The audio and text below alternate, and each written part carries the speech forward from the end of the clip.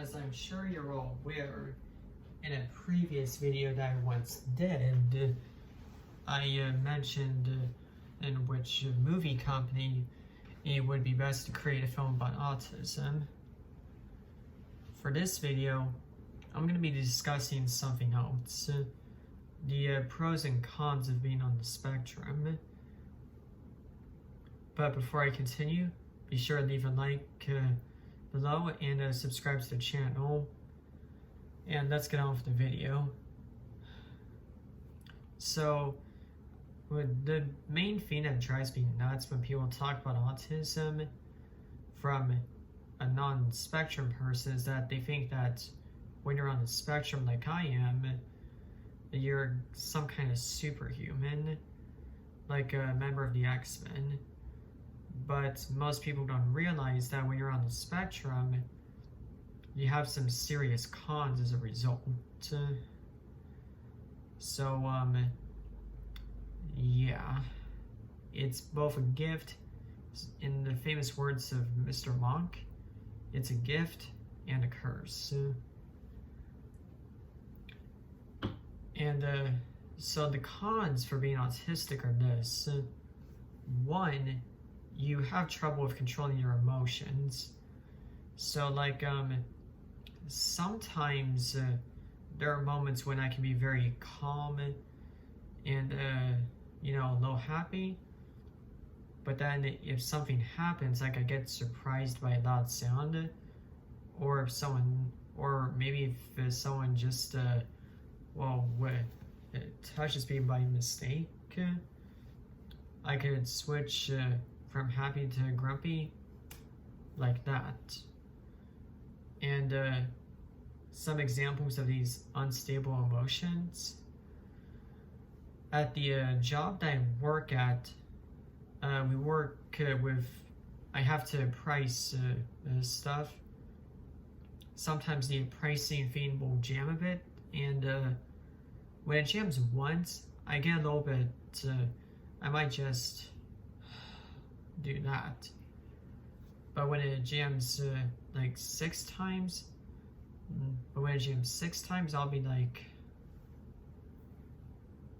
I'll be a little bit grumpy.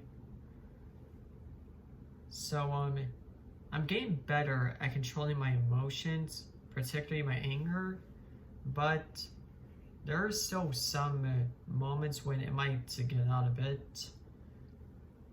And I have had these moments occur where sometimes I might chuckle a bit out of nowhere. Now, people might be wondering, why would that be a problem? Let's say I was at a funeral, and next thing I know, I start chuckling a bit. Let that roll in your thoughts a bit, accidentally laughing at a funeral. That would not be good. Another con with being on the spectrum is that you have trouble with facial recognition, and sometimes when I see faces, they look the same. So let me give you an example. Let's say I was trying to find a face. Well, if I were to try and find a face, obviously I would look at the facial features like eyes, mouth, and nose. But from the perspective of someone who's not on the spectrum, it can be easy.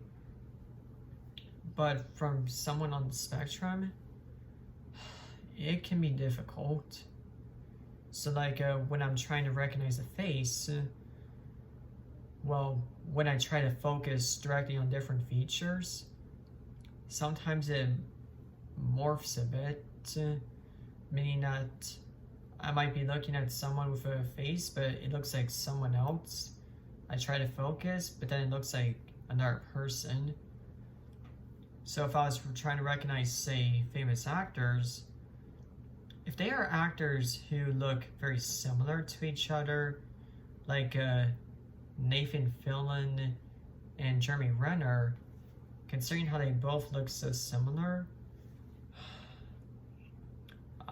man, it would be like recognize for me. It'd be like looking at twins.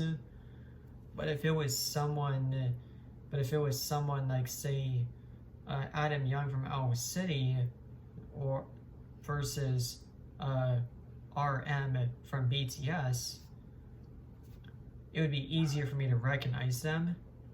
But sometimes it'd still be a headache. Like for me, faces look the same to me, like a card. They all look the same. Another con that I have with being on the spectrum is that I have trouble with figurative language. So, like, I assume you've had that moment as a kid where someone might say, "Man, you have got ants in your pants." You might be like, "Really? I have ants in my pants?" Well, as a child being naive, that makes sense. But for someone on the spectrum, considering how they might take things very literal, well, even as an adult, I often times find myself asking someone, what does that expression mean? So like, someone might tell me that I need to bite the bullet, and I might be like, do I really need to bite this? And the person who's talking to me might say, bite the bullet means go for the pain. You don't have to actually bite it. So it can be a bit of a headache with figurative language. Another con is that my senses might become very sensitive. Now people might be like, well, if your senses are sensitive, you're able to see more stuff. Well, granted I see why that's a good thing. The problem is that I might get overwhelmed. So like, I literally can't go to a concert because all the people around me, all the screaming it would just be way too much for me to bear. That's why I typically wear these headphones. They're wireless and noise canceling. So if I wear them, I'm trying to drown the noise out. Another sense that often bothers me is the feeling of touch. And that's why typically when I get hugs, I might be like, no thanks, because I'm not a fan of being touched. An example of when I get touched frequently, well, when you're at a high school and there's a lot of students, I'm talking like way too many students that the school can fit, like Klein Kane. I cannot count how many times I felt like I might go nuts with people getting too close to me. Like at a photo thing, we were practically shoulder to shoulder, and I was lucky I didn't have a sensory attack. So yeah, overwhelming senses, that's another con. Another con is that sometimes my memory can be a little rusty. So like, I can recall some details, but other times I can't recall them. So meaning that if someone were to ask me, hey, can you describe a film for me? I'd be like, I'm trying to think of one. I'd have trouble remembering the title, but I might remember parts of the description. So, for example, I've been having memories of a Christmas film that I once saw. I think it was about 3 elves. They were like naughty elves. One was bad at the piano. Another one ate a gingerbread house. The other one was very energetic. I remember seeing a film like that, but I always forgot the title. And if you're wondering, is this fictional? It's a real film I once saw. That would be an example of a movie that I can recall the details, but I don't recall the title. So, my memory is good, but it can be really rusty. So that's another con. But here come the positives for being on the spectrum. The first positive is this. I can be able to see more details than other people. So like, for instance, I might be working. So like, sometimes I might be doing some cleaning up and I notice that there's something around and I'll be like, how did I not see that? So like, sometimes I might be walking around and I might see a small pile of water and be like, okay, I see that's there. Or there might be a huge pile of tiles. There's one that's missing and I could spot it like, yeah, I think something's missing over there. I've been known, like I've mentioned to the people that I work with that I have a good eye for details. So much so that my dad has said that I could probably beat games faster than him because I'm able to spot all the details in it. So that's one pro. Another pro is this. While I did say earlier that my memory is rusty, sometimes I can recall some impressive details that people might be like, I don't remember that. So like, someone might be saying that there's a film and that they say something about it, and I might either add something to it or I might counteract it saying, actually I remember something else. So like, I could be doing, say, a marathon of Indiana Jones and a person might be like, okay, let's turn on Raiders for the Lost Ark first. I will counteract that saying, actually, the Temple of Doom is the first film to watch because it's a prequel. And people might be like, I did not know that. So yeah, I can have a very good memory in certain skills. Another pro that I have, I tend to be a very fast reader. So like, some books, for example, that might take me a long time to read.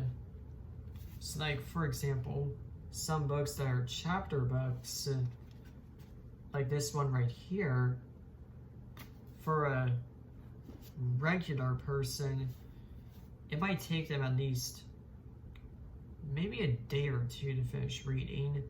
For me, I can finish it in a few hours. Like, I remember a time where I did a marathon of Harry Potter once, the 7 books, and it took me a week to finish reading all of them. That's how fast it took me to read them.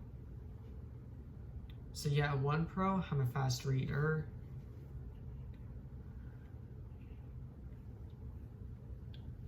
Another pro that I have with being on the spectrum is this. I can be able to, I can also build the Lego sets pretty fast. So like, recently with the Optimus Prime video, I've been doing it in different parts. I've managed to get about this far. However, when I first built this set, after getting it, this was at a time when I was very rusty with building Lego sets.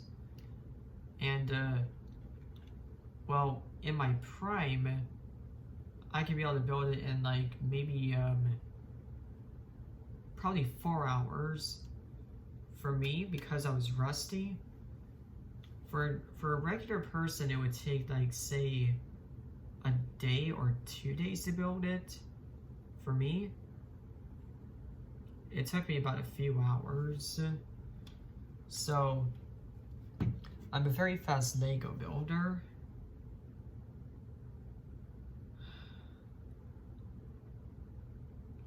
Another pro that I have is this.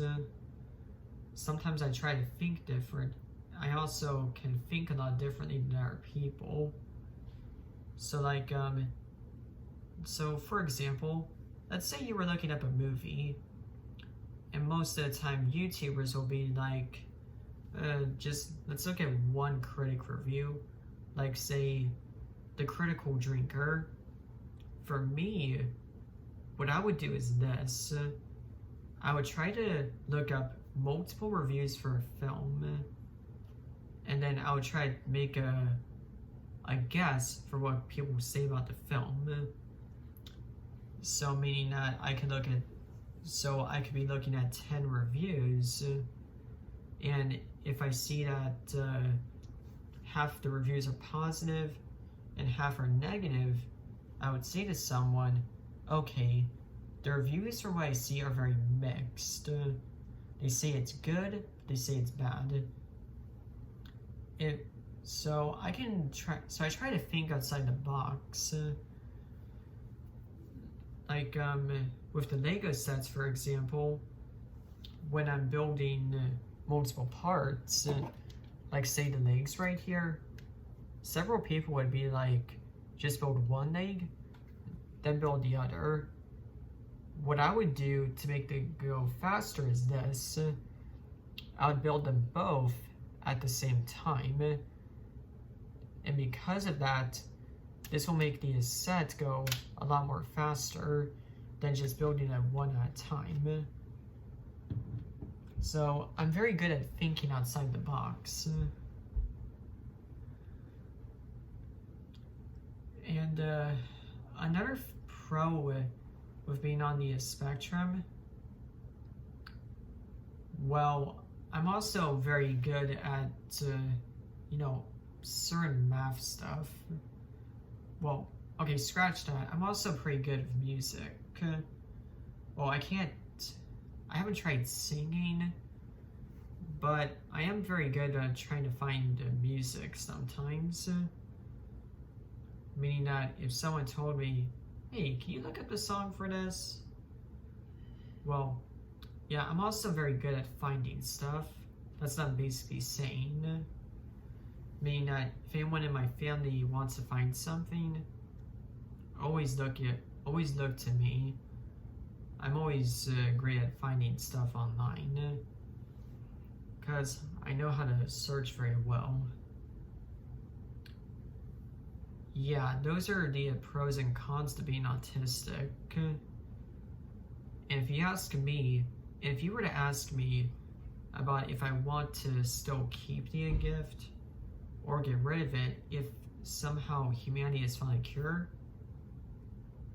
I'd rather keep it because it makes me special, and I feel like if I wasn't on the spectrum, it would take me a lot longer to do stuff.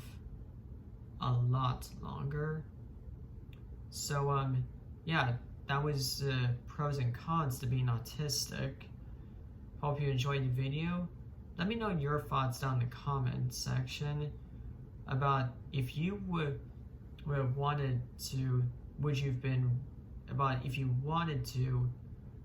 want to be autistic like someone else? And also, that Christmas film that I mentioned earlier, can someone in the comments let me know what it is? I'm really curious. And I'll see you in the next video. Later.